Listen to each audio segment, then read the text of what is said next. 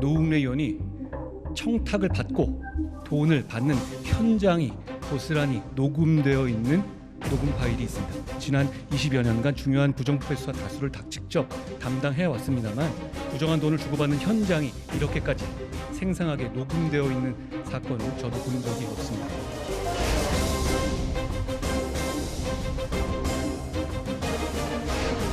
한동훈 장관의 오늘 제안 설명에서 오히려 좀 더 부결한다라고 하는 그런 흐름들이 더 만들어진 것은 아닌가.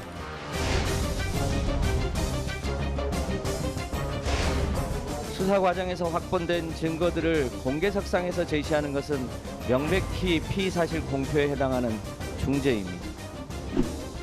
민주당은 앞으로 노웅래 의원의 경우에 체포동의안 부결했으면 앞으로 어떤 체포동의안에 찬성할 수 있겠습니까?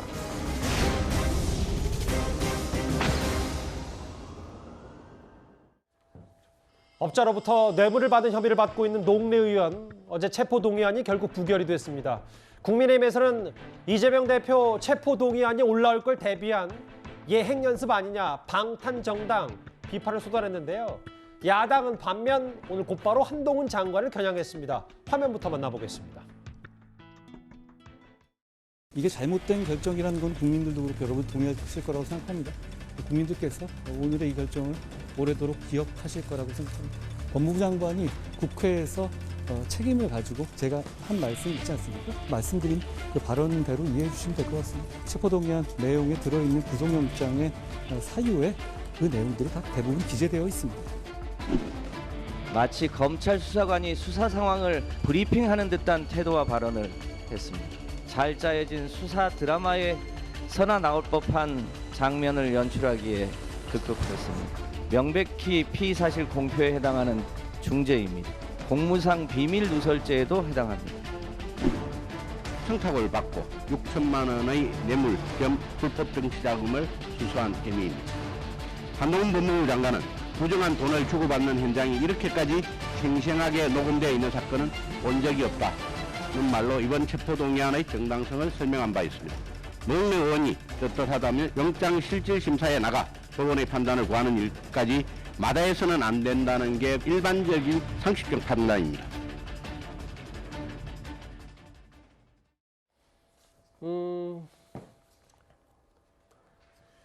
범죄 혐의, 증거관계 설명 없이 동전 전기식처럼 깜깜이 결정한다는 주장은 뭐 정당의 유불리 때문에 결정하는 거기 때문에 본인이 다 조목조목 설명했다.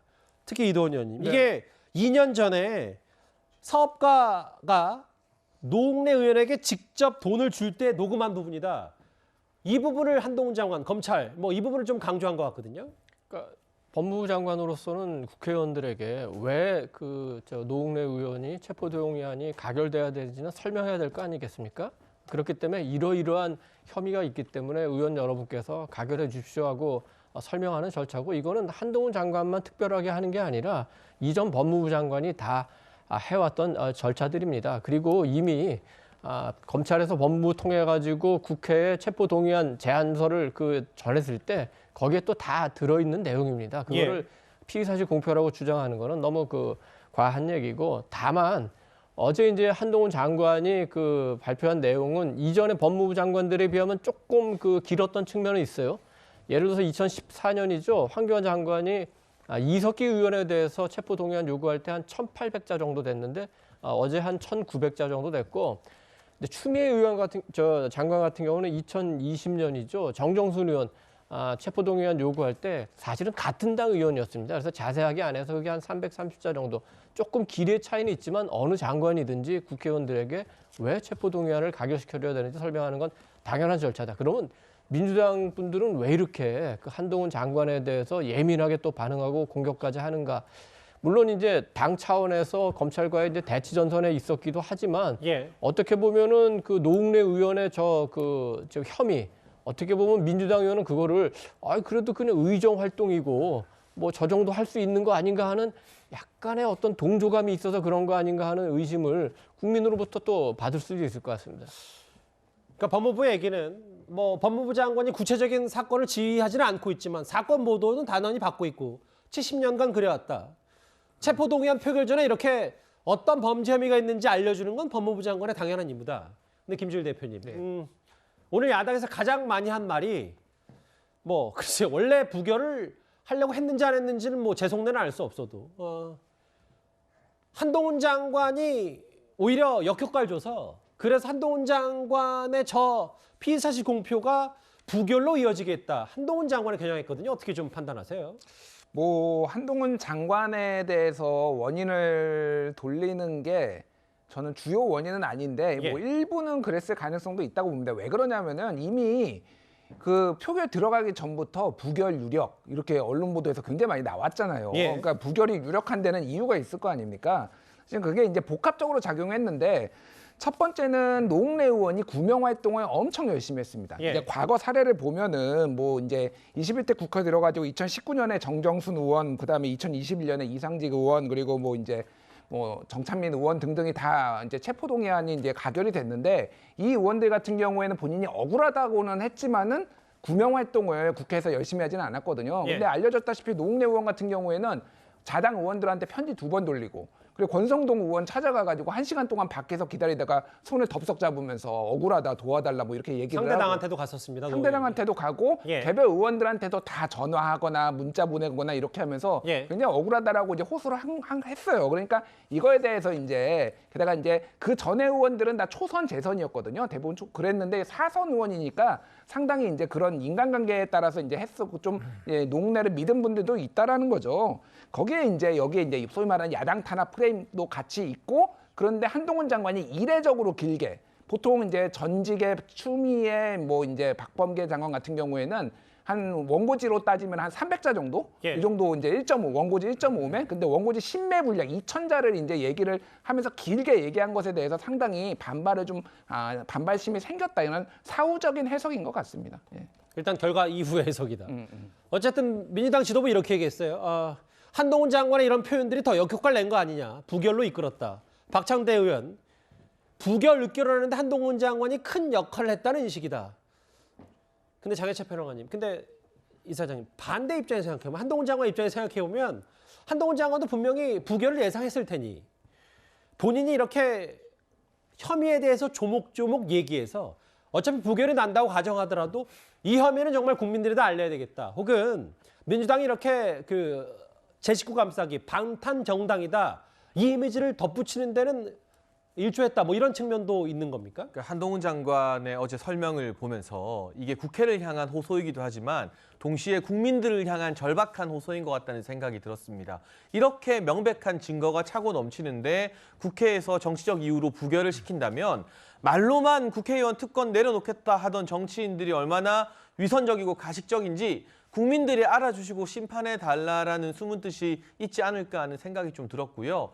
명색이 제1야당 다수당의 이 지도부, 박홍근 원내대표나 박찬대 최고위원 이 이유를 보면 정말 부끄러워서 제가 어디 숨고 싶습니다. 이러다가 민주당 정치인들은 길 가다 얼음 밟고 미끄러지면 이거 한동훈 장관 때문에 미끄러졌다고 할 것 같아요.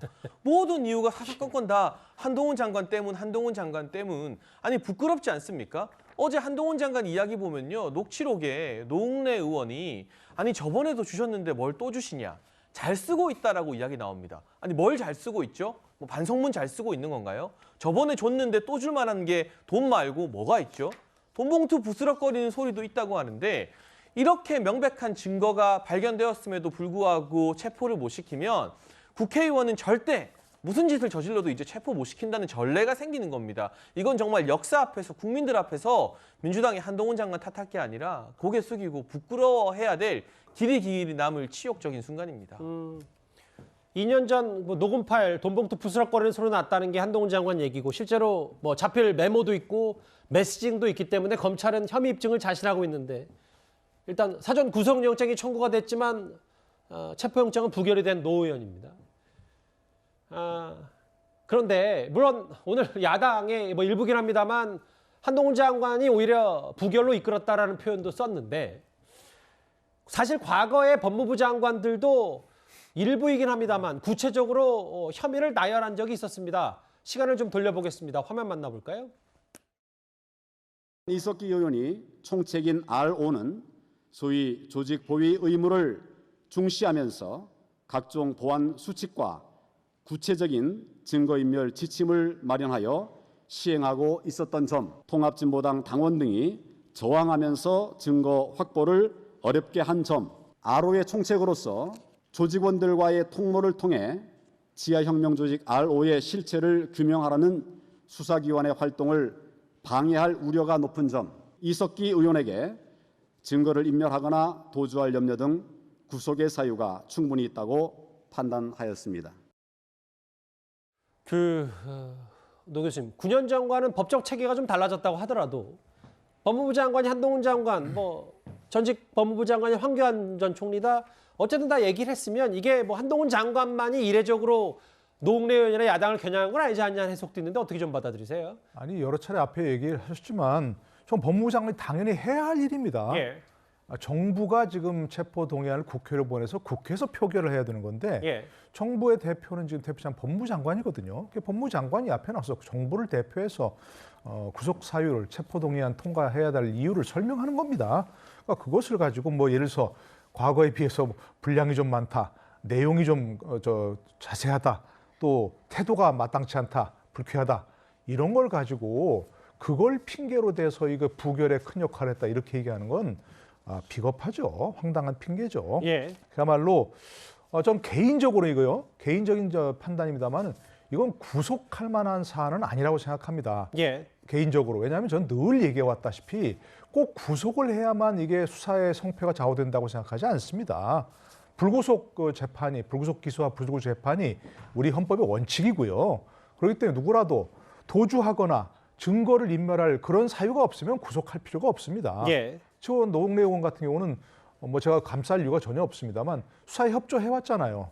그러니까 수사를 필요하겠다면 계속 불러서 조사하고 거기 증거가 충분하다면 기소하면 되는 겁니다. 도주와 증거인멸의 우려? 글쎄, 돈을 주었다는 사람을 만나서 좀 증거를 인멸할 우려가 있다. 그렇다면 그런 사실만 적시하면 되는 거죠. 예.